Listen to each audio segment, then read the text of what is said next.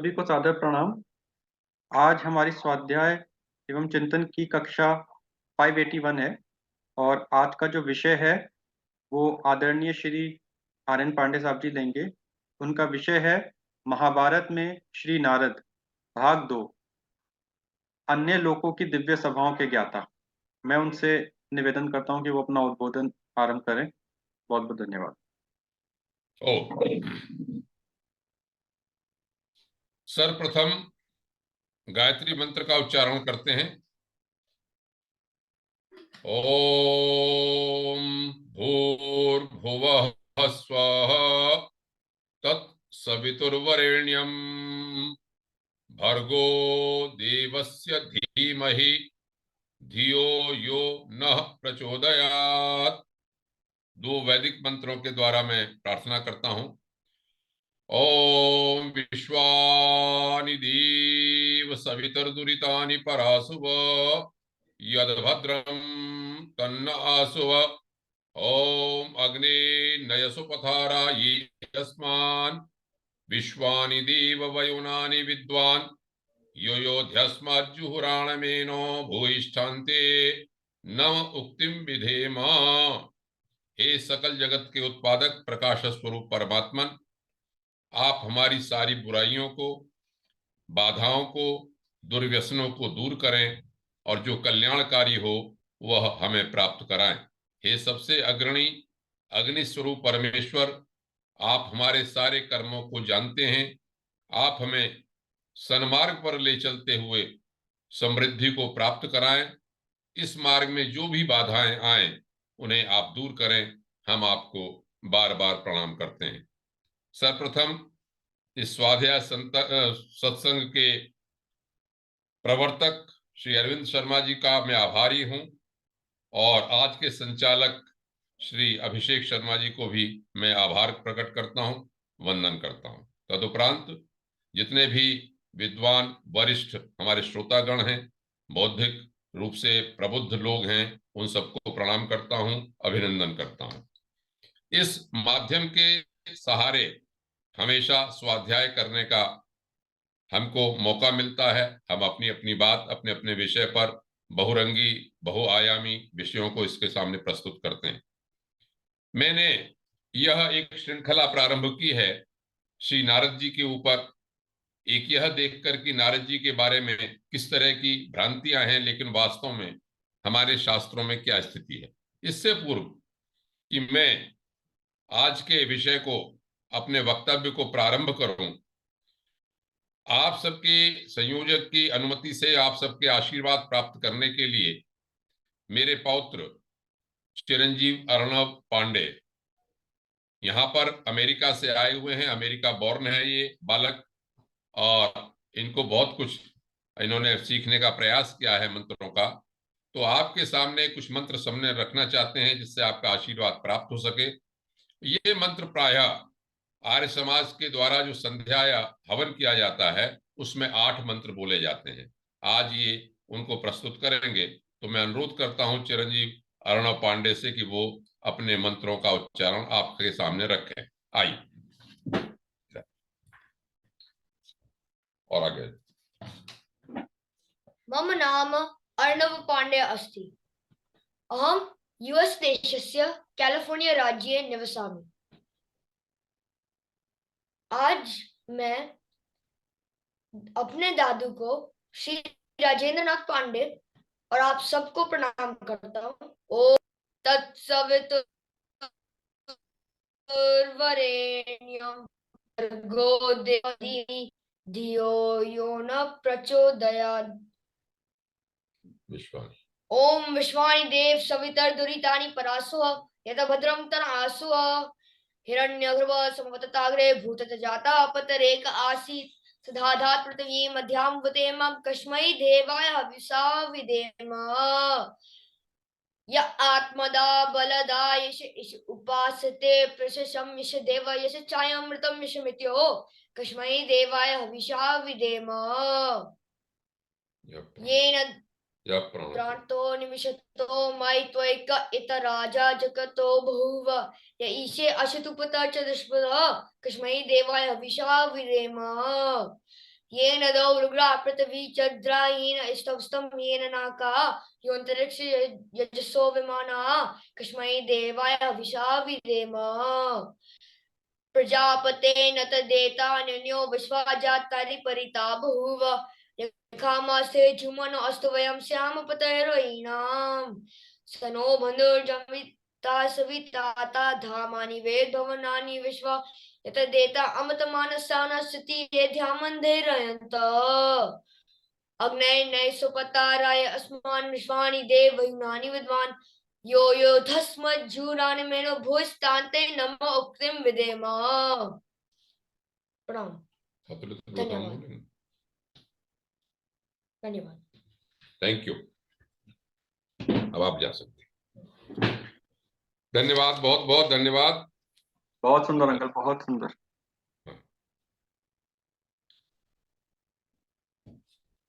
बच्चों का आपके सबके सामने आना इसलिए आवश्यक रहता है कि इनका उत्साह वर्धन हो, हिचक भी मिटे इनको, इनका जो अपने अंदर एक हिचक रहती है बोलने की वो समाप्त हो। चलिए, बहुत सुंदर। मैं अपने वक्तव्य को प्रारंभ करता हूं। जैसा कि मैंने कहा कि ये महाभारत में श्री नारद, तो महाभारत में खोज की है, तो महाभारत को भी एक हमको ज्ञान होता है आंशिक रूप से। तो पहले महाभारत का उच्चारण करने से पहले ये नियम है कि नर नारायण, देवी सरस्वती और व्यास की वंदना की जाए। और चूंकि नारद जी के बारे में ही बोल रहे हैं, तो जिस संबंध में बोल रहे हैं तो नारद जी को प्रणाम किया जाए। उसके उपरांत में अपना वक्तव्य आगे बढ़ाऊंगा। नारायणं नमस्कृत्य नरं चैव नरोत्तमं देवीं सरस्वतीं व्यासं ततो जयम् उदीरयेत्। नारद जी के लिए कहते हैं, लोक लोकांतर अज्ञाता क्रांतदर्शी महाबुधः लोकपाल सभा दृष्ट नारदः स मनोजवः। पहले श्लोक का अर्थ यह हुआ कि नारायण को नमस्कार करके और नर को नमस्कार करके, देवी सरस्वती और व्यास को नमस्कार करके ही महाभारत का स्वाध्याय या महाभारत का प्रवचन करना चाहिए। दूसरे श्लोक का अर्थ यह हुआ कि लोक और लोकांतरों को जानने वाले, त्रिलोकदर्शी, बहुत बड़े ज्ञानी और लोकपालों की जो सभा है उसको जिन्होंने देखा है, ऐसे मन की गति वाले नारद जी को मैं प्रणाम करता हूं। प्रबुद्ध श्रोतागण, जैसा कि मैं श्री नारद के ऊपर 2 वक्तव्य पहले दे चुका हूं। पहले वक्तव्य में तो मैंने यह बताने का प्रयास किया था कि संस्कृत के धर्म ग्रंथों में श्री नारद का क्या रूप है। उसका प्रारंभ मैंने अथर्ववेद से किया था। अथर्ववेद में वशा विद्या के विज्ञाता, ज्ञान के रूप में, जानने वाले के रूप में कई ऋचाओं में वर्णन है। उसके उपरांत छांदोग्य उपनिषद का भी मैंने उल्लेख किया था कि शरत कुमार जी के पास जब ये आत्मज्ञान प्राप्त करने जाते हैं श्री नारद, तो ये बताते हैं कि उन्होंने कितनी कितनी विद्याएं पढ़ी।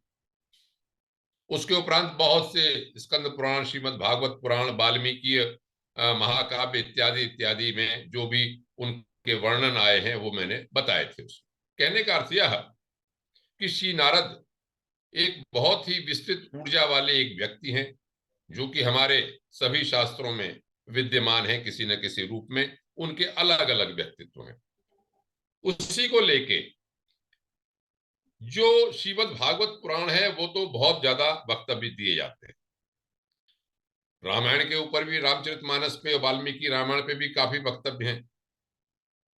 श्री महाभारत में मैंने यह पाया अध्ययन में कि श्री नारद जी का जो विभिन्न बहुआयामी वक्तव्य है, व्यक्तित्व है, वह भी सामने आना चाहिए।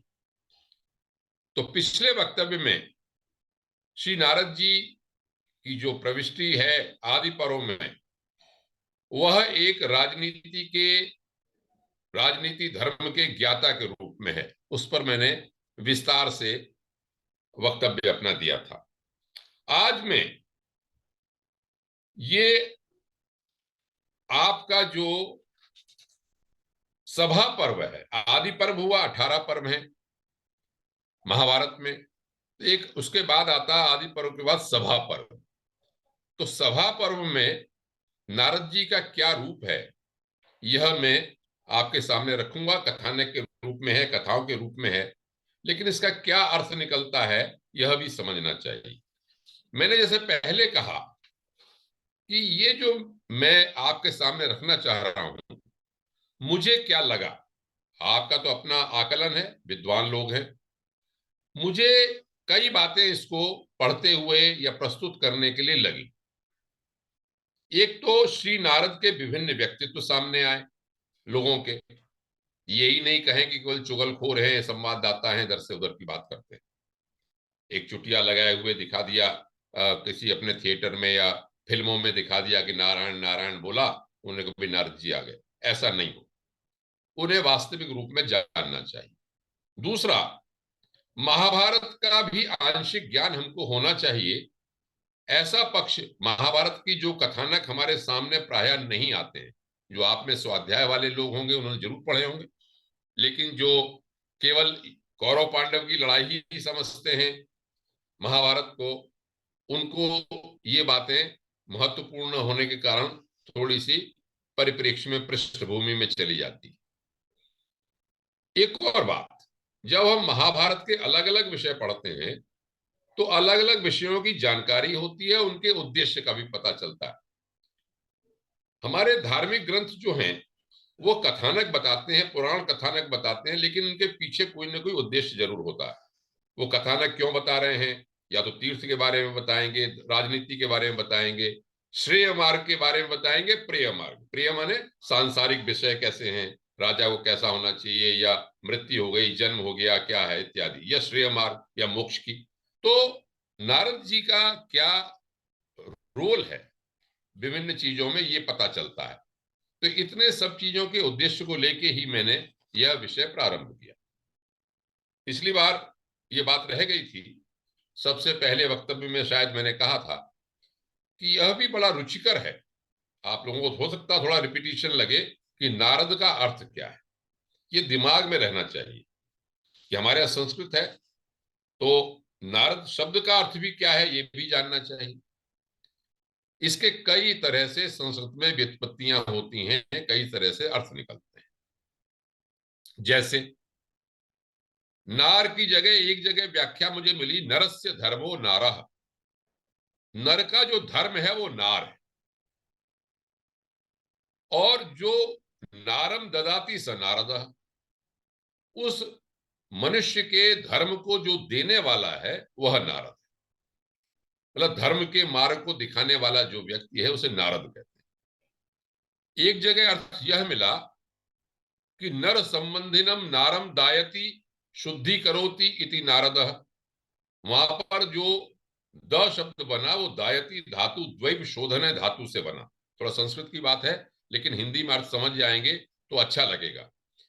नर संबंधी ज्ञान क्या है, वो नार है। नर संबंधी ज्ञान क्या होता है, इंद्रियों का ज्ञान है, मन का ज्ञान है, बुद्धि के द्वारा ज्ञान है। इसको जो शुद्ध करता है, दायति शुद्धि करोति, वह भी नारद है। एक और अर्थ है नार का कि नारे मन, नार मन लोक, नारे लोके या अविद्या ताम द्यति खंडयति इति नारदः। देखिए कमाल की बात है, संस्कृत की यही विशेषता है, हमारी अद्भुत भाषा है संस्कृत। नारे मन संसार में जो अविद्या है उसको द्यति खंडयति, द शब्द से द्यति धातु से भी बनता है, खंडयति से। तो लोक में, संसार में जो अविद्या है उसको जो खंडन करता है उसे भी नारद कहते हैं। तो तीन तरह से व्याख्या हो गई कि धर्म को जो देने वाला है, हमारे इंद्रिय संबंधी जो संसार संबंधी चीजें उनको शुद्ध करने वाला है वो भी नारद है, अविद्या को दूर करने वाला है नारद वो भी है। और एक और स्थान मिला, एक और जगह मुझे ये लिखा हुआ मिला महाभारत में ही कि नारम मतलब भगवान का स्थान, नारम भगवता स्थानम ददाति स नारद। ये संसार जो है भगवान का स्थान है, लेकिन इसकी असलियत कि वास्तव में भगवान का क्या रूप है उसको जो बताता है वह नारद है। कहने का अर्थ यह कि नारद स्वयं में एक ऐसा शब्द है जो कि सही मार्ग को, अविद्या को दूर करने वाला है, सही मार्ग को हमें दिखाने वाला है, उसको ही नारद कहते हैं।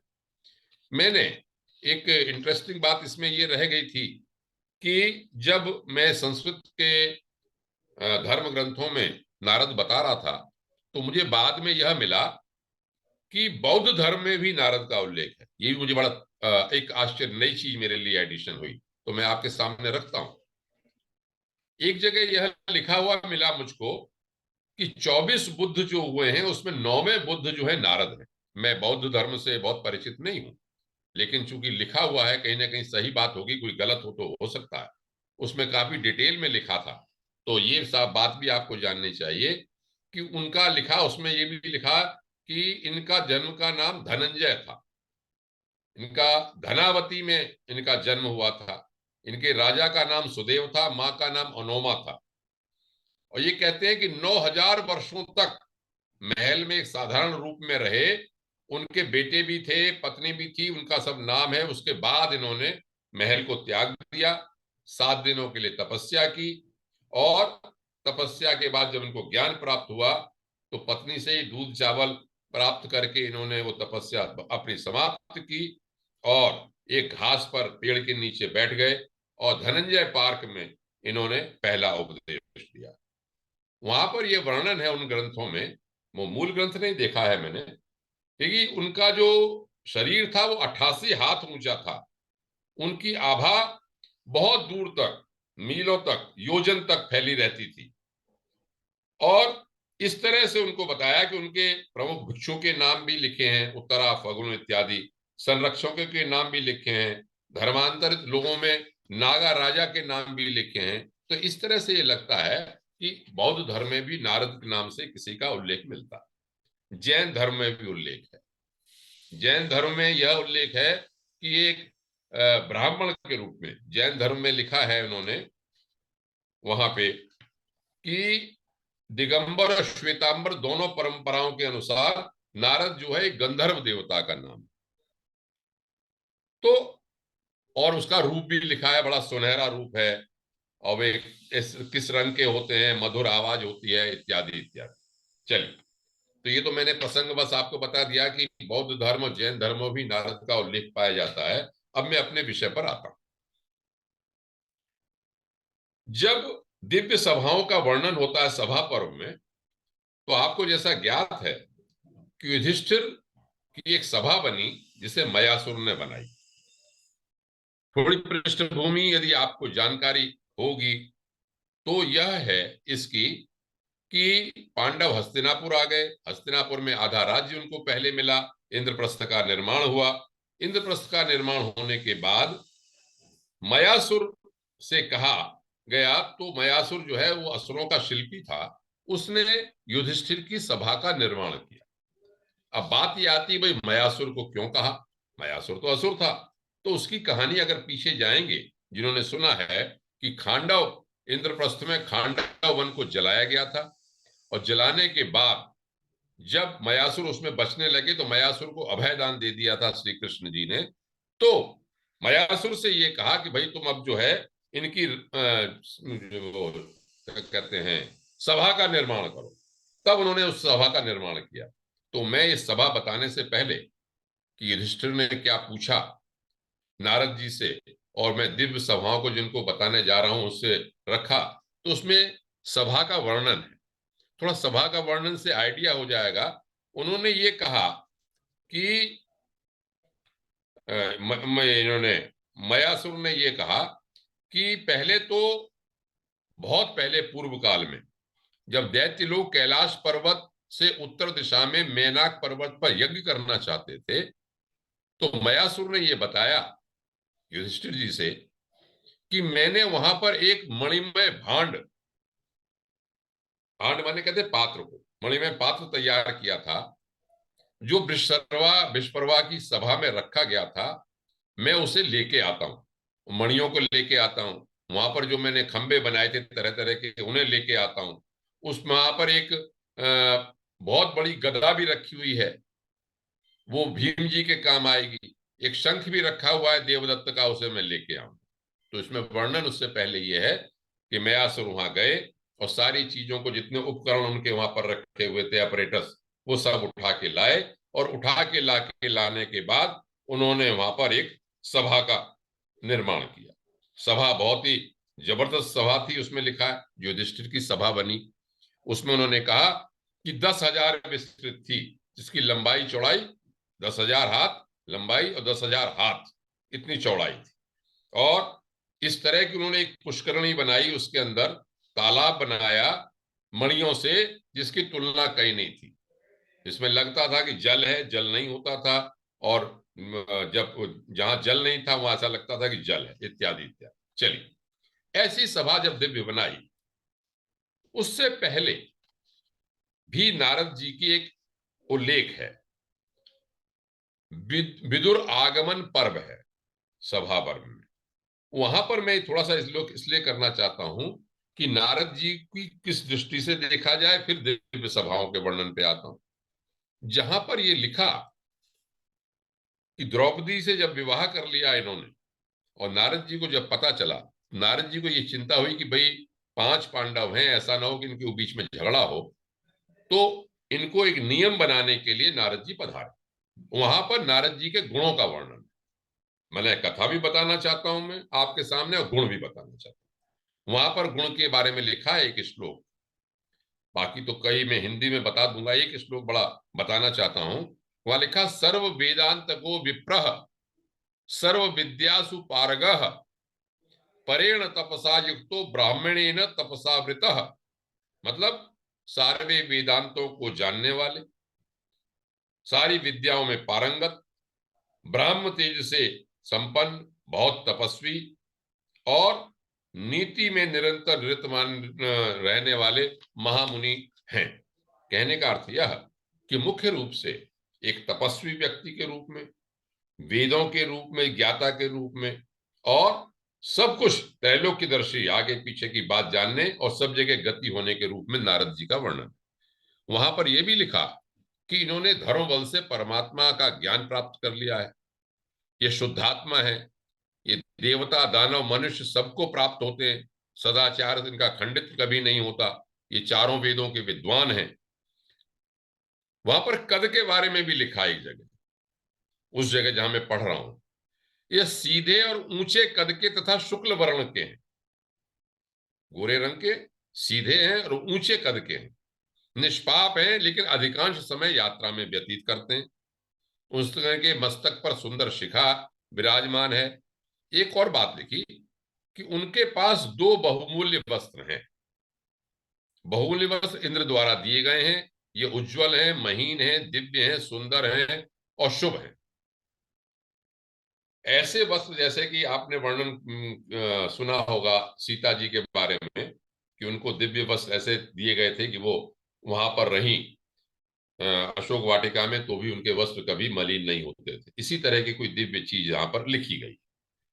आगे ये भी लिखा कि सर्वशास्त्र संहिताओं में बहुत ज्ञाता हैं, पारगामी विद्वान हैं, गाथा सामंत्रों के भी विद्वान हैं, इन्हें नाना अर्थ के ज्ञान, जैसे मैं पिछली बार भी बताया था राजनीति के ज्ञाता के रूप में, तो यहां पर भी उनकी बहुत ही प्रशंसा लिखी हुई है। साथ ये अर्थ जान जाते हैं सारे के सारे, नाना धर्मों के विशेषज्ञ हैं, आगम धर्म के भी ज्ञाता हैं, तांत्रिक धर्म के भी ज्ञाता हैं, और सभी लोग उनकी पूजा करते हैं। उनको अक्षरों का, व्याकरण का बहुत जबरदस्त ज्ञान है, उनको अर्थ ज्ञान में कुशल हैं। यहाँ पर बड़े विस्तार से लिखा हुआ वहां पर उनके बारे में। चलिए, ये तो हुई इनकी विशेषता। विशेषता कहने के बाद युधिष्ठिर जी ने प्रणाम किया। युधिष्ठिर जी ने जब प्रणाम किया तो उन्होंने कहा, साहब कैसे आए? तो उन्होंने कहा, देखो भाई, मैंने ये सुना है कि आपने 5 लोगों ने द्रौपदी से शादी की। द्रौपदी कितनी दिव्य थी उसका तो वर्णन पहले है, उसका वर्णन मैं यहां नहीं करता, संक्षेप में बात करके दिव्य सभाओं पे जाऊंगा। उन्होंने वहां पर आए, देखो मैं तुम्हें एक कहानी सुनाता हूं। कहानी ये सुनाई कि सुंद और उपसुंद नाम से राक्षस थे। मैं संक्षेप में कर देता हूं उस बात को। वो अमर होना चाहते थे, अमर होना चाहते थे, उन्होंने तपस्या करी। तपस्या करने के बाद ब्रह्मा जी प्रसन्न हुए, उनसे कहा कि भाई तुम क्या चाहते हो। उन्होंने कहा लो, हम तो अमर होना चाहते हैं। अमर जब होने होंगे, अमर तो नहीं हो सकते उन्हें। तो उन्होंने कहा अच्छा, अमर नहीं हो सकते तो हमें सब शास्त्र वास्त्र जितने भी अस्त्र शस्त्र हैं उसका कोई प्रभाव ना हो, और हम अपने अलावा हम किसी से ना मरे। ब्रह्मा जी ने कहते ठीक ऐसा ही होगा। तो जब उन्होंने तो फिर जब अपने अलावा ने सबको जीतना शुरू कर दिया, देवताओं को भी भगा दिया, सब किया, तो हाहाकार मच गया। तो फिर ये विष्णु भगवान से प्रार्थना की गई। उन्होंने कहा भाई इनका कोई उद्धार करो। तो एक तिलोत्तमा नाम की स्त्री विश्वकर्मा से कहा आप बहुत सुंदर स्त्री का निर्माण करें। तिलोत्तमा नाम की स्त्री का निर्माण किया गया। वो स्त्री उन दोनों के सामने गई, कहानी संक्षेप में है, और जिससे दोनों मोहित हो गए। दोनों कहने लगे कि भाई हम आपसे विवाह करेंगे। उन्होंने कहा कि आप में जो भी बलवान हो वो निश्चित कर लो। संक्षेप में दोनों आपस में लड़े और आपस में मर गए, क्योंकि उन्होंने वर ये मांगा था कि भाई हमारे अलावा हम किसी से ना मरे, तो आपस में मर गए। तो ये सुंद उपसुंद की कहानी सुना के उन्होंने वहां पर एक नियम बनाया। नियम ये बनाया, देखो भाई मैं इसलिए आया हूं कि ये द्रौपदी एक एक वर्ष तक एक के पास रहेगी, जो हम सुनते आए हैं। तो नारद जी ने नियम बनाया था, और जो एकांत में देख लेगा दूसरा कोई, उसे 12 वर्ष तक जाना पड़े। तो कहते हैं गौओं की रक्षा करने के लिए अर्जुन को जाना पड़ा गांडी उठाने के लिए, और फिर वो 12 वर्ष तक दूसरी जगह अपने निकल गए वहां से। उसका लाभ क्या मिला? उसका लाभ ये मिला उनको कि उन्होंने उलूपी, चित्रांगदा, सुभद्रा इत्यादि से विवाह किया, और नील पर्वत पे जाके तपस्या की, इंद्र के पास गए, और उनको बहुत ही वर भी मिले। और एक वर्ष का जो उनको नपुंसक होने का जो श्राप मिला, वो भी उसमें लाभ में काम आया। चलिए, यहां तक तो बात खत्म हुई। कहने का मतलब यह कि जब युधिष्ठिर ने देखा, सब बात सुन ली राजनीति इत्यादि की, तो उन्होंने ये कहा कि महाराज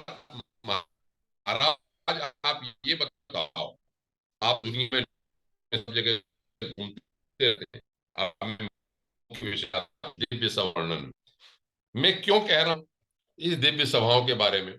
देखने में, पढ़ने में ये काल्पनिक लग सकती है, लेकिन मैंने जब इसको पढ़ा, आप भी अगर इसे मूल ग्रंथ पढ़ेंगे तो आपको ऐसा लगेगा जैसे आंखों से देखी हुई बात। चलिए, अभी हुई साइंस की बात। साइंस की दृष्टि से यदि लोकांतर की बात कहेंगे तो तरह तरह के सौरमंडल, गैलेक्सीज को देखते हुए यह नहीं कहा सकता कि पृथ्वी के अलावा और कोई जन्म नहीं है, पृथ्वी जैसा नहीं है, पृथ्वी से अलावा सूक्ष्म आत्माएं नहीं। जब हमने अतिवाहिक शरीरों की, सूक्ष्म शरीरों की सिद्धियों की बात की थी योग वासिष्ठ में, तब ये कहा था कि सूक्ष्म शरीर से कहीं लोग जाते हैं, और वर्तमान में भी योगियों के बारे में बहुत वर्णन आता है। इसी तरह का ये वर्णन कुछ लगता है। अभी मैंने, आप लोगों ने भी समाचार पत्र में कहीं एक लेख पढ़ा होगा, उसमें लिखा था कि पृथ्वी जैसी 35 पृथ्वियों की भी कल्पना लोग कर रहे हैं अलग अलग गैलेक्सी में।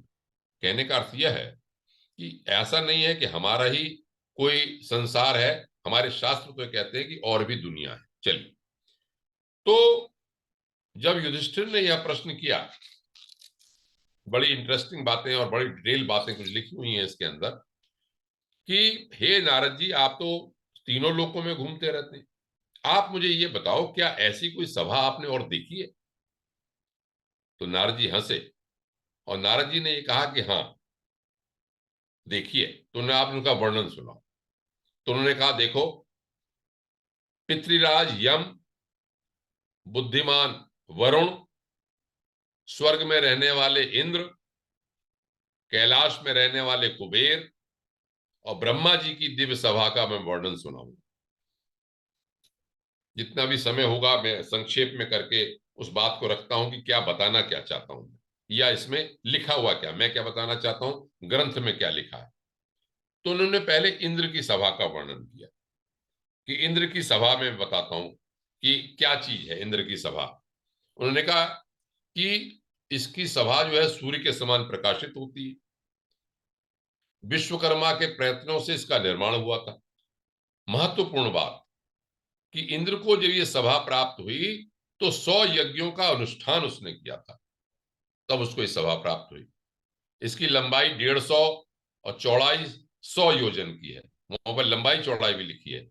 मुख्य बात, यह आकाश में विचरने वाली और इच्छा के अनुसार मंद और तीव्र गति चलने वाली है। काल्पनिक चीज लगती है, लेकिन यदि गैलेक्सीज की बात का आप सोचें, आकाश गंगाओं की बात सोचें, दूसरे सौर मंडल या दूसरे और यूनिवर्स में और चीजों की बात सोचें, तो हो सकता है इस तरह का कोई वर्णन हो, ऐसा कोई हो। लेकिन इसमें लिखा है कि इसमें ऊंचाई 5 योजन है, जीर्णता और शोक थकावट नहीं है। संक्षेप में और भी लिखा है कि इसमें कौन लोग रहते हैं। इसमें देवता लोग ज्यादा रहते हैं, कि सभी मरुदगण रहते हैं, और जिन 100 यज्ञों का अनुष्ठान जिन्होंने पूरा कर लिया है, ऐसे महात्मा लोग भी रहते हैं, कहते हैं ना स्वर्गवासी। तो इस तरह की बात लिखी। अब मुख्य बात इसमें यह लिखी कि यहां पर कुछ ऋषि मुनियों के और कुछ राजाओं के नाम लिखे हैं। अगर इनको पढ़ेंगे तो बहुत डिटेल में है। मैं कुछ बता देते, पराशर, पर्वत, सावरणी, गाल्व, शंख, लिखित, गौरशिरा इत्यादि इत्यादि लिख के, और विश्वकर्मा, अयोनिज, योनिज मुनि, वायु को पी के रहने वाले, हविष्य को पदार्थ खाने वाले महर्षि लोग भी रहते हैं, और कुछ राजा लोगों के नाम भी लिखे। बहुत डिटेल में। ऐसा लगता है इसे पढ़ के कि इतना जब नाम लिखा तो ये कोई गप नहीं हो सकती, इतने सबके नाम लिखे हैं। और वहां लिखा औषधियां भी हैं, शारीरिक रूप से श्रद्धा मेधा उनका जो, मतलब ऐसा लगता है कि जो मूल है वो वहां पर हो, और ये सब वहां पर ऐसा लगता है कि वहां से कंट्रोल होते हैं, नियंत्रित होते हैं, इसलिए कहा। बाकी तो सब बात अप्सराओं इत्यादि लिखी है। भृगु और सप्तऋषि भी वहां पर रहते हैं। यमराज की सभा का वर्णन, बड़ी डिटेल में सभा है, डिटेल में वर्णन है। यमराज की सभा के बारे में कहते हैं, देखो वो सूर्यपुत्र यम की सभा का वर्णन करूंगा। धर्म के नियामक भी हैं। तो वहां पर क्या लिखा है कि इसकी लंबाई चौड़ाई 100 योजन में है, प्रकाश इसका सूर्य के समान है, यह न तो अधिक शीतल है न अधिक गर्म है, मन को आनंद देने वाली है, वहां रहने पर भूख प्यास नहीं लगती।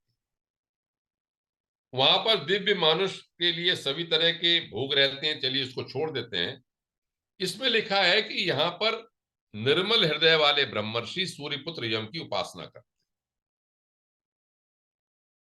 यहाँ पर कुछ राजाओं के नाम, हयाति, नहोश, पुरुमान, धाता, सोमा, गृह, तदस्यु, राजर्षि, कृतवीर, सुतश्र, कि वो वहां पर रहते। ये एक बड़ी विचित्र बात यहां पर लिखी है यम के बारे में। सोच लीजिए, जहां पर 100 धृतराष्ट्र, 80 जन्मेजय, 100 ब्रह्मदत्त, 200 भीष्म और 100 भीम इत्यादि लिखा। तो मैंने तो ये अंदाजा लगाया कि ये चतुर्युगी घूमती है सृष्टि, और बार बार इस तरह के लोग उत्पन्न होते होंगे, तो इसलिए लिखा होगा। वरना 100 धृतराष्ट्र का मामला क्यों लिखा है, ये भीम का मामला क्यों लिखा है। एक और बात लिखा कि अश्वमेध यज्ञ करके जो धर्मराज के लोक में गए हैं लोग, वो भी वहां रहते हैं। फिर अग्नि से संबंधित बातें लिखी हैं,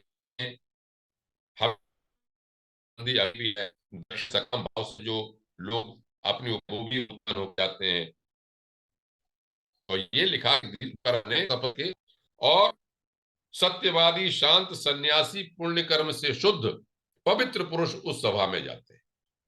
उनके शरीर प्रकाशित होने लगते हैं, सबके तेज। पितृराज यम की शोभा ऐसी है। अब मैं, उन्होंने कहा वरुण की सभा बताता हूं। देखिए, यम का तो बता दिया उन्होंने, अब वरुण का जलचर के रूप में। इनका यहां पर अर्थ यह निकलेगा कि वरुण चूंकि जल के देवता हैं, तो विश्वकर्मा ने उस सभा को जल के भीतर रहकर बनाया। जल के भीतर रह के बाने में यहां पर उन्होंने लिखा कि वो बहुत ही सुखद है सभा, जल के अंदर है, भीतर। आदित्यगण जल के स्वामी वरुण की उपासना करते हैं। यहां पर जैसे पहले राजाओं का, देवताओं के नाम लिखे, यहाँ पर नागों के नाम लिखे। वासुकी नाग, तक्षक नाग, ऐरावत नाग, लोहित, पद्म, पराक्रमी इत्यादि नागों के बहुत वर्णन है। प्रहलाद जी का भी वर्णन है यहाँ पे। महानाग अनंत, भगवान की जो चतुर्दशी पे, अनंत चतुर्दशी पे उपासना करते हैं महा अनंत भगवान की, उसका भी यहाँ पर वर्णन है। वासुकी जी का भी वर्णन। अब चूंकि ये वरुण देवता है, तो यहाँ पर राजा बलि, नरकासुर, प्रहलाद जो असुरों के देवता हैं, उनका वर्णन है कि वो वहां रहते हैं, क्योंकि ये दैत्य लोग वरदान पाकर वहां पर अमर हो गए हैं, उनकी उपासना करते हैं। वरुण जल के देवता है, इसलिए नदियों का भी नाम। इसका मतलब हुआ नदियों का जो कंट्रोल है वो वरुण जल के देवता से होता है। उत्तम तीर्थों के बारे में है, जलाशयों का वर्णन है वहां पे। और ये लिखा है कि पुष्कर नाम के तीर्थ के साथ सबके वरुण देवता की वहां उपासना होती है। वरुण की एक सभा है वहां, दिव्य सभा वरुण की। इसके उपरांत इसमें बहुत डिटेल में है कुबेर की सभा का वर्णन। मैं इसलिए इसको बताना चाहता हूं सामने, जो पढ़ के मुझे लगा कि जो गीता ये कहती है कि यम यम वापि स्मरन भावम त्यजत्यन्ते कलेवरम तम तमैवेति कौन्तेय सदा तद्भाव भावितः। अर्थात मरते समय हम जिस भाव को रखते हैं उस भाव को प्राप्त होते हैं। तो हम जिस भाव की तपस्या करके जिस स्तर पर जाना चाहते हैं उस स्तर पर पहुंचते हैं, ऐसा यहाँ पर लगता है। कुबेर की सभा का वर्णन क्या किया, पहले सभा का वर्णन बता के मैं बताता हूं। देखिए यहां लिखा है उन्होंने कि कुबेर की सभा 100 योजन लंबी, 70 योजन चौड़ी है। मिला कैसे, कुबेर ने स्वयं तपस्या की और तपस्या करके उस सभा को प्राप्त किया। उस सभा को कहते हैं गुह्यक कण उनके उठा के ले चलते हैं, मतलब सब वेरिएबल है, गतिशील चीजें हैं। मैं ये समझता हूं कि ये फुल ऑफ एनर्जी, ये ऊर्जा से बनी हुई ऐसी चीजें हैं जो हमारे जैसी स्थूल नहीं, सूक्ष्म लोकों की चीज है। और सूक्ष्म शरीरों की ये सब बातें यहां पर लिखी हुई हैं। जैसे इसमें लिखा कि श्वेत बादलों जैसी तैरती हुई आकाश में दिखाई पड़ती है, दीवारें विद्युत के समान उद्दीप्त होने वाले रंगों के जैसी हैं। फिर कुबेर के बारे में वर्णन है। यहां पर चूंकि कुबेर का वर्णन है तो तरह तरह की अप्सराओं के भी नाम दिए हुए हैं, मिश्रकेशी, रंभा, चित्रसेना। मैं तो इसलिए आश्चर्यचकित होता हूं कि महाभारत कार के पास इतनी चीजें कैसी थी। जब व्यास जी के लिए लिखा कि उन्होंने तपस्या में जाके कहा, कोई आम आदमी, साधारण व्यक्ति तो इतना ज्ञान रख ही नहीं सकता, न लिख सकता है इसको।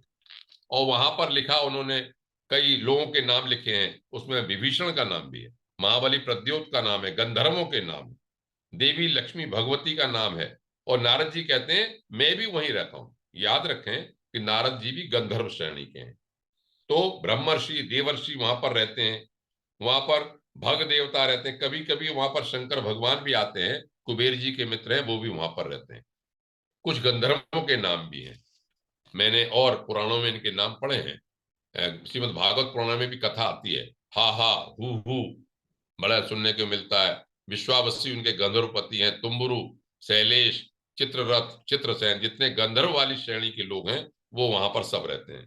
पर्वत, पर्वतों का जो मूल सूक्ष्म रूप है शारीरिक रूप में, वो वहां पर भी विराजमान होते हैं। शिव के गण भी वहां पर कुबेर में रहते हैं, पार्षदों से घिरे रहते हैं वहां पर। शंकर भगवान कभी कभी वहां पर आते हैं। अब अंत में एक बड़ी विचित्र सभा का वर्णन किया है, वो ब्रह्मा की सभा।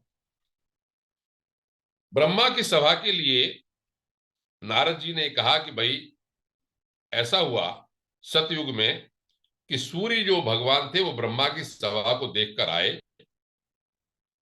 और मनुष्य रूप में विचरने लगे। और मुझसे, नारद जी कहते हैं, मुझसे सूर्य भगवान ने ब्राह्मण की सभा का वर्णन किया। तो मेरे मन में उस सभा को देखने का इच्छा जगी। कैसे कहानी बताती है हमको प्रेरणा में।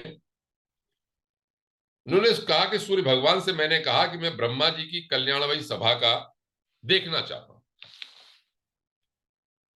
आप मुझे वो तपस्या बताइए जिससे कि मैं सभा देख सकूं। अब बात वही तपस्या की आती है, सूक्ष्म शरीर की बात आती है। लेवल ऑफ एनर्जी की बात आती है। ये कहानियां पढ़ के ही केवल खत्म नहीं होगी, उपाय बताइए। तो दिवाकर ने, सूर्य ने उनसे कहा कि तुम ब्रह्मा जी के व्रत का पालन करो, वह व्रत 1000 वर्षों में पूर्ण होगा। हम लोगों को लगता है कि अगर मनुष्य तो कभी कर नहीं सकता, सूक्ष्म रूप में रहने वाले तपस्वी जो जिनकी लंबी आयु होती है वो ही कर सकते हैं। तो नारद जी ने लिखा, मैं हिमालय के पर्वत पर गया और अनुष्ठान प्रारंभ किया। मुझे एक बात याद आती है कि जब मैं कैलाश यात्रा पर गया था 1996 में, तो जब मैं मानसरोवर की परिक्रमा कर रहा था पैदल पैदल, तो वहां पर कुछ लामा लोग मिले थे और वो पैदल पैदल कर रहे थे यात्रा, और वो एक मंत्र पढ़ते जा रहे थे, ओम पामे पद्म पद्म नाभे हुम पामे नामे हुम पामे नामे हुम करके। हाँ, ओ सॉरी, ये था ओम मणि पद में हूं माँ पाने हुम माँ पाने हुम करके। तो बाद में पता चला मणि पद में हूं मणिपूरक चक्र के ध्यान करने का मामला। खैर, उन्होंने ये कहा, मैंने पूछा, कोई हिंदी का था, हमारा एक गाइड था, मैंने कहा कुछ बात इनसे कराइए कि आपको क्या लगता है यहाँ। कि बातों बातों में उन्होंने ये कहा कि जब हम कभी रात्रि में यहाँ ध्यान लगाते हैं अपने बिहार में, तो हमें तरह तरह की ध्वनियां सुनाई पड़ती हैं, और सूक्ष्म रूप में यहाँ पर सिद्ध लोग, महात्मा लोग रहते हैं, निवास करते हैं। तो जब हमारी पृथ्वी पर ही इस तरह का अनुभव लोग करते हैं तपस्या के दौरान, तो जो मैं ये वर्णन नारद जी बता रहे हैं, नारद जी का वर्णन बता रहा हूं, ये तो बहुत उच्च कोटि की तपस्या का वर्णन है। खैर चलिए, मैं अपने विषय पर आता हूं। तो उन्होंने कहा अनुष्ठान पूरा कर दिया। अब जब मैं इस लेवल पर हो गया कि उस सभा में जा सकूं, तो सूर्य भगवान मेरे पास आए और अपने साथ ले गए। ध्यान रखें, इन कहानियों के साथ साथ यदि हम मुंडक उपनिषद की ये बात को पढ़ें, याद रखें कि उसमें लिखा है कि जो लोग अग्निहोत्री होते हैं, उनका जब शरीर छूट जाता है तो उनकी आत्मा को सूर्य की रश्मियां यजमानम तत्र नयंती, सूर्य की रश्मियां सूर्य लोक ले जाती हैं, सूक्ष्म शरीर को सूर्य के वेग से ले जाती हैं। तो ऐसा नहीं कि उपनिषदों में भी नहीं लिखा गया है, पुराणों की कहानी है या महाभारत की कहानी है, तो कोई सूक्ष्म शरीर की बात होगी। तो कहते हैं कि मैं वहां पर उन्होंने ब्रह्मा जी की सभा में ले, अब ब्रह्मा जी की सभा तो बहुत ही अद्भुत वर्णन किया उन्होंने। अनिर्वचनीय रूप है, चेंज होती रहती है, परिवर्तित होती रहती है, कितनी लंबी चौड़ाई है कोई नहीं बता सकता है, और प्रकाशमान है, खंभों पे नहीं टिकी है, वो अपने आप बनी हुई है। और वहां का उन्होंने बड़े विस्तार से वर्णन किया है। प्रजापति गण, तरह तरह के बड़े बड़े कहते हैं ऋषि मुनियों के नाम, अगस्त ऋषि, मार्कंडी ऋषि, जमदग्नि ऋषि, भरद्वाज ऋषि, कहते सूर्य लोक में जो जाते हैं उनको, और सारे नक्षत्र इत्यादि, और जितने हमारी भावनाएं हैं, धर्म अर्थ काम द्वेष तप, ये भी मूर्तिमान होके वहां रहते हैं। कहने का मतलब ये, जो हमारे पर भाव है वो भी वहीं से गवर्न होते हैं। पितृगण भी हैं, वसुगण भी हैं, बहुत, जितनी हमारे ऋषि, जितनी हमारी ऋतुएं होती हैं, जितने हमारे महीने बनते हैं, वो सब वहां पर है। दिति अदिति, मेरे ख्याल से इसमें 3-4 पृष्ठों में इनके वर्णन है, सबके नाम लिखे हैं। और पितरों के 7 गण हैं, 7 गणों में लिखा 4 तो मूर्तिमान है और 3 अमूर्तमान है, वो भी वहां रहते हैं। ब्रह्मा जी की उपासना करते हैं सब लोग वहां पर। तो इस तरह से उन्होंने बताते बताते ब्रह्मा जी की पूरी उन्होंने दर्शन किया और सब बताया कि ब्रह्मा जी की सभा जो है वो बहुत ही विलक्षण सभा। अब बात ये आती, युधिष्ठिर ने ये कहा अंत में कि आपने ये कहा कि सूर्यपुत्र की सभा में अधिकतर राजा लोग, वरुण की सभा में अधिकांश नाग दैत्येंद्र सरिताएं समुद्र, कुबेर की सभा में यक्ष गुह्यक राक्षस गंधर्व अप्सरा, ब्रह्मा की सभा में अनेक महर्षि संपूर्ण देवगण समस्त शास्त्रों की स्थिति बताई है। तो आपने देवराज इंद्र की सभा में केवल एक राजा का नाम लिया, हरिश्चंद्र का, ऐसा क्यों है? तो फिर उन्होंने हरिश्चंद्र की कहानी सुनाई, वो तो अपनी जगह है। तो यहां पर जो बात आई सामने, इतनी सभाओं का वहां पर वर्णन किया, तो इतनी सभाओं को पढ़ने के बाद मैंने ये सोचा कि इस प्रकरण से यह बताना चाहते हैं, नारद जी की बात तो है ही कि उनके सर्वत्र गति है, लेकिन मेरे विचार से यह ग्रंथ यह बताना चाहता है यहां पर इस प्रकरण में कि हमारे लोकों के अलावा भी सूक्ष्म लोक हैं। मैंने आज कोई दार्शनिक बात, ब्रह्म की बात, मोक्ष की बात नहीं कही, लेकिन इन सभाओं में तपस्या की बात एक कॉमन है। यदि हम अच्छे लोगों को प्राप्त करना चाहते हैं तो बिना तपस्या के, बिना एनर्जी प्राप्त किए, बिना सूक्ष्म शरीर के उनको प्राप्त नहीं किया जा सकता, न जाना जा सकता है, न पहुंचा जा सकता है। लेकिन शास्त्र में लिखा है और हमारे आधुनिक वैज्ञानिक भी ये अनुमान लगाते हैं कि हमारे जैसे सौर मंडल मिलियंस हैं, आकाश गंगाएं अनंत हैं, उस ब्रह्मांड के बारे में सोच भी नहीं पाते, तो ऐसा अवश्य हो सकता है कि इस तरह के सूक्ष्म लोग हों। जब मैं कुबेर की सभा का वर्णन पढ़ रहा था तो उसमें नाम आया राजा वैश्रवण, कुबेर का नाम है राजा वैश्रवण। तो मुझे ये ध्यान आए मंत्र कि जब हमारे पंडित लोग कोई कर्म कांड कराते हैं, उसके बाद मानसिक पूजा के लिए मानसिक पुष्प चढ़ाने की बात करते हैं, तो पुरुष सूक्त का भी वर्णन करते हैं जो वेद का है, और बोलते हुए फिर वो कहते हैं कि राजाधिराजाय प्रसय्यसायिनो नमो वयम वैष्णवाय कुर्मये समे कामान काम कामाय मह्यम कामेश्वरो वैष्णवो ददातु कुबेराय वैष्णवणाय नमः। तो ऐसा नहीं है कि मंत्रों में कुबेर और वैष्णव का वर्णन नहीं है, या और सूर्य लोक का वर्णन नहीं है, सभी लोगों का वहां पर वर्णन है। तो इसको पढ़ के ये लगता है, इस प्रकरण को दो तीन बातें कि नारद जी एक तो ज्ञाता है, एक तो नारद जी का ये व्यक्तित्व पता चलता है कि अन्य लोगों में उनकी गति है। दूसरा, हम जैसे आदमियों को ये समझ में आता है कि नहीं भाई, हमारे पृथ्वी के अलावा भी और लोग हैं जहां पर तपस्या के आधार पर गति होती है, या जो जैसी तपस्या करता है वो उन लोकों में जाके रहता है। इसी तरह से मैंने ये दिव्य सभा का प्रकरण यहाँ पर उठाया था और इसको मैं अब समाप्त करता हूं। आगे जो और कोई प्रकरण आएगा, 28 करीब चैप्टर मैंने छाटे हैं, आगे तीर्थ यात्राओं का वर्णन है, अगर उचित समझेंगे तो उसको भी लेंगे इसको। तो मैं आज के वक्तव्य को यहाँ समाप्त करता हूँ। बहुत बहुत धन्यवाद आपका। बहुत बहुत धन्यवाद। अब मैं सभी को अनम्यूट कर देता हूँ। किसी का कोई प्रश्न हो तो वो पूछ सकते हैं। उसके बाद मैं आदरणीय डीडी ऋषि जी से निवेदन करता हूँ कि वो धन्यवाद दे दें।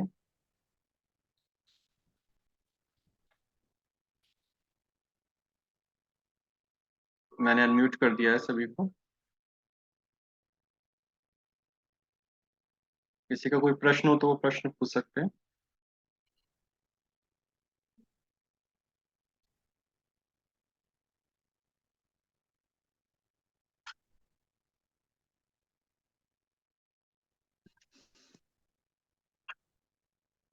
प्रश्न लग किसी का कोई?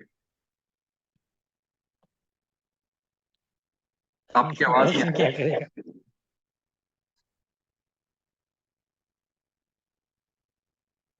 तो एक प्रश्न मैं पूछता हूँ अंकल आपसे। आवाज आवाज नहीं आ रही आपकी आवाज।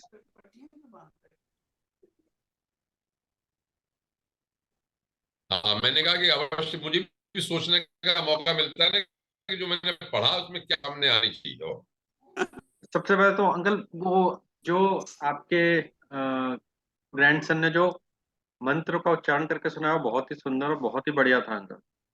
मतलब अ, मैं ये वो सोचता हूँ। धन्यवाद।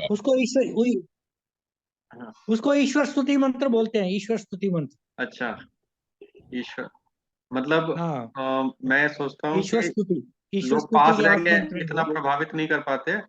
वो इतनी दूर रह रहा है और आपसे प्रेरणा मिल रही है, उसको आपने इतना प्रभावित कर दिया है। बहुत बहुत बड़ी चीज है। तो मैंने जो देव ऋषि जी इस बात को समझते हैं, ये दैनिक हवन करना, या हाँ, माता पिता या बड़े लोग जो जैसे आपके यहाँ हवन होता है अभिषेक जी, तो मुझे अरविंद जी बताते रहते हैं कि आपकी बिटिया भी सब सीखते हैं, तो उस क्रिया को अपने आप ही प्रभाव पड़ता है। और आप बच्चों को अगर बिठाने लगे, चलो भाई करो, और उसमें कोई उनको जरा सा बंदिशें कम कर दें। ये बहुत छोटा था बालक, ऐसे ही आके बैठ जाता था, मैंने कहा बैठ जाओ, कोई बात नहीं, कोई कठिनाई नियम नहीं है तुम्हारे लिए, नहाना धोना कुछ नहीं, बैठो करो। तो सुनते सुनते प्रयास किया।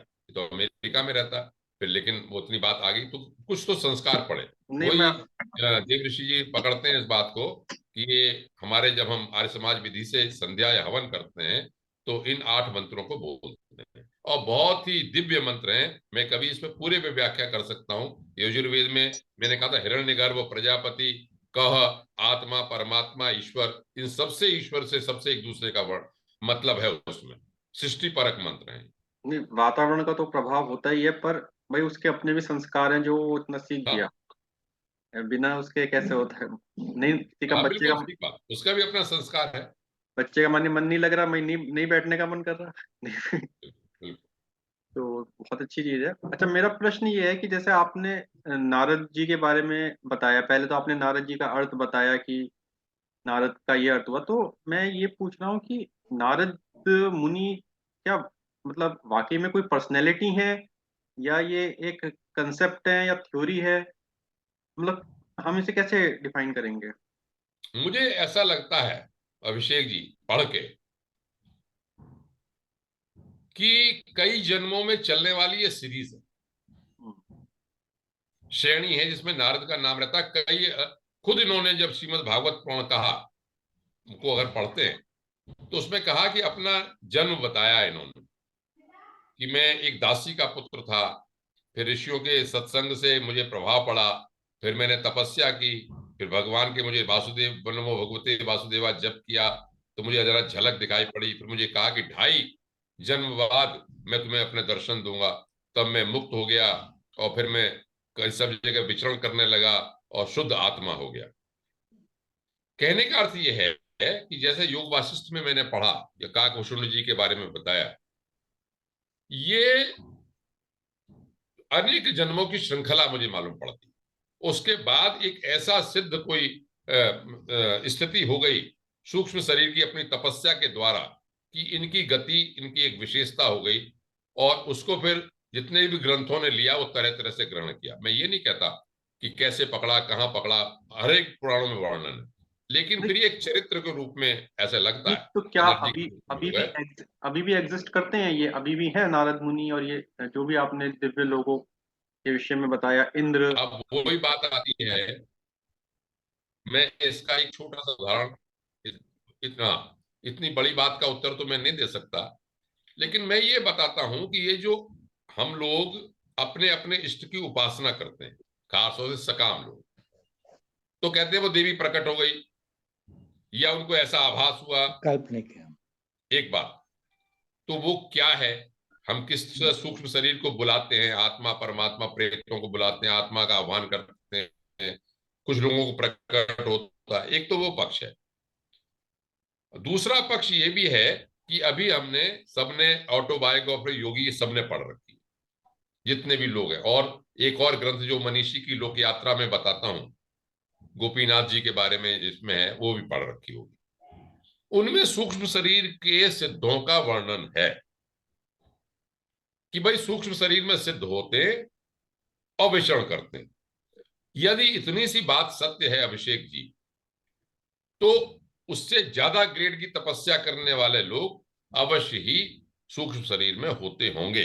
वर्तमान में है, नहीं है, या हम इस लायक है कि नहीं।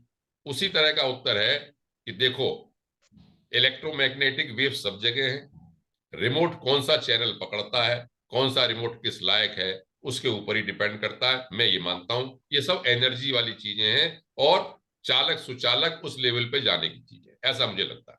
बाकी देवश्री जी ज्यादा बताएंगे इसमें, देखिए। नहीं नहीं, मैं क्या बताऊंगा।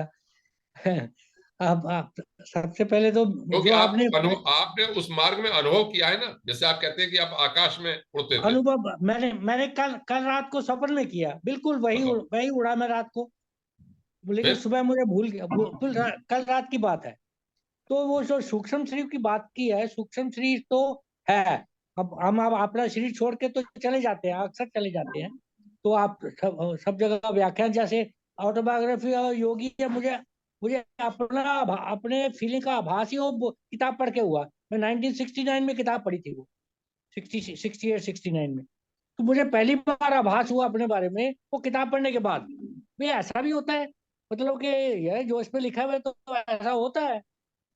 तो लेकिन जो आपने ये नारद का जो एक तो बोला है आपने चरित्र, और दूसरा जो बोला है, जैसे आपने एक अथर्ववेद का आपने चर्चा की है। मेरा मानना ये है कि अथर्ववेद में, जैसे आपने खुद ही बहुत बार बोला, वो वेदों की एक एक शब्द के संस्कृत में अलग अलग अर्थ है। तो मेरे हिसाब से जो नारद का भी एक लक्षण हो गया, एक गुण हो गया। इन गुणों का जो गुणों का वर्णन है वही ईश्वर है। उस ईश्वर इन गुणों का गुणों गुणों को भी गुणों ये गुण भी उस ईश्वर में है।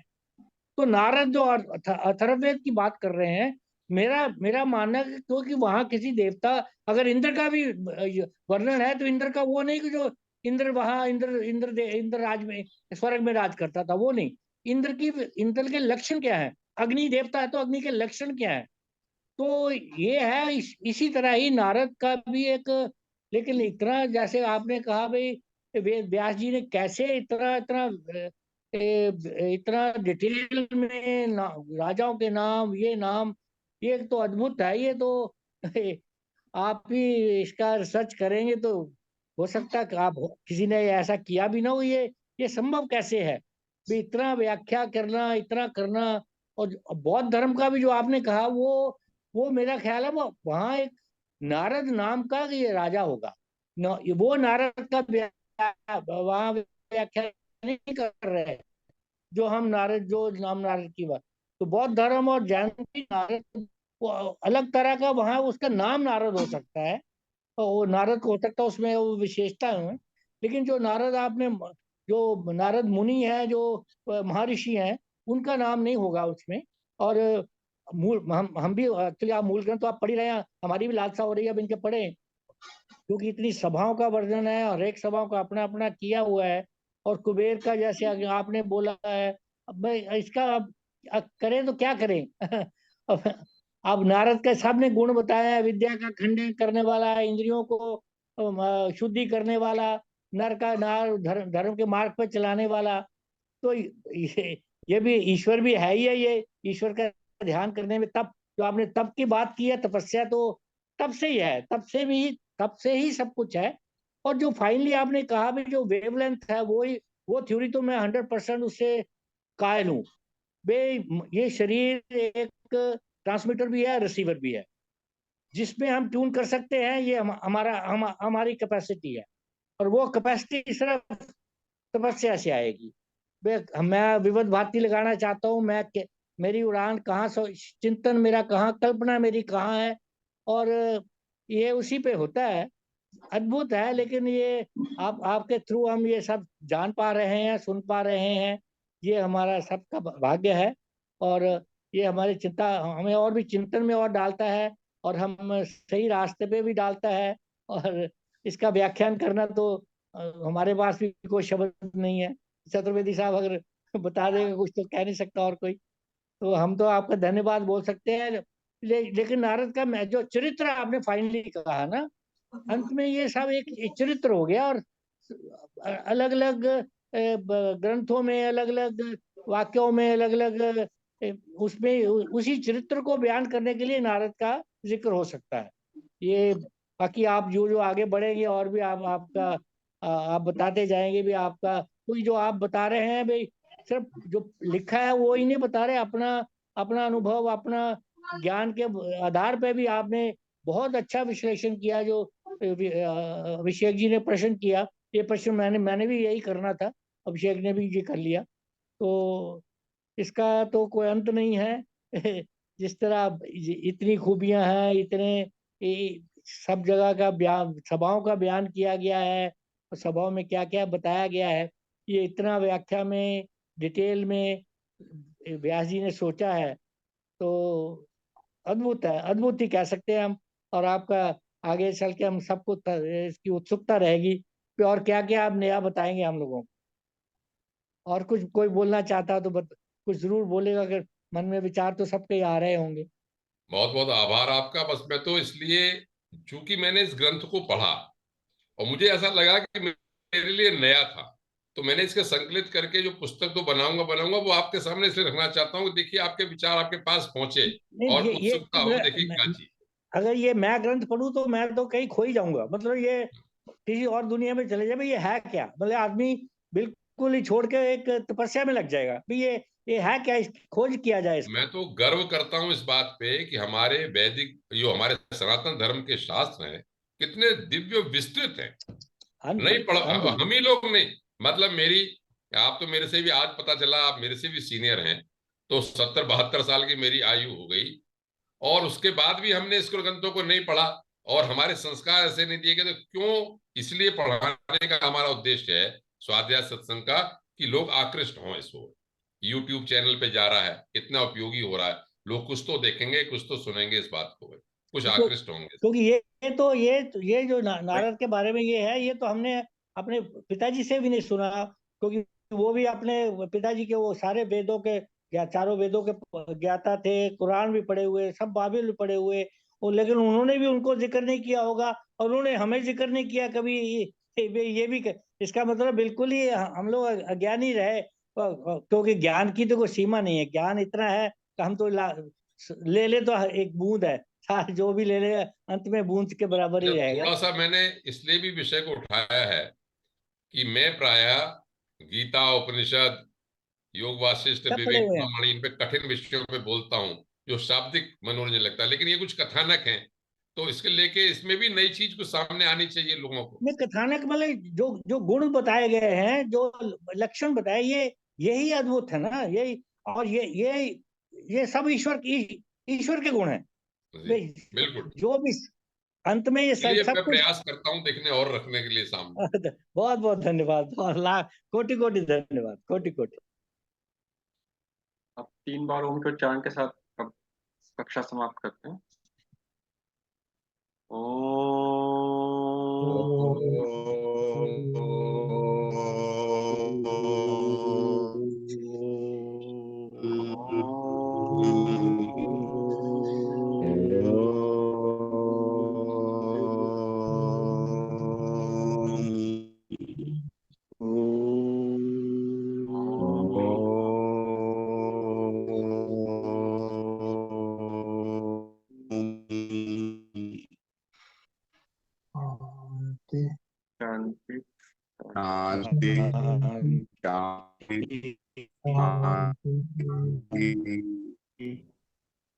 बहुत बहुत धन्यवाद सभी को।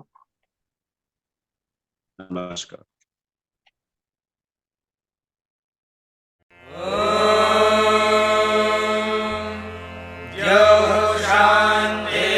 शान्तिरन्तरिक्षं शान्तिः पृथिवी शान्तिरापः शान्तिरोषधयः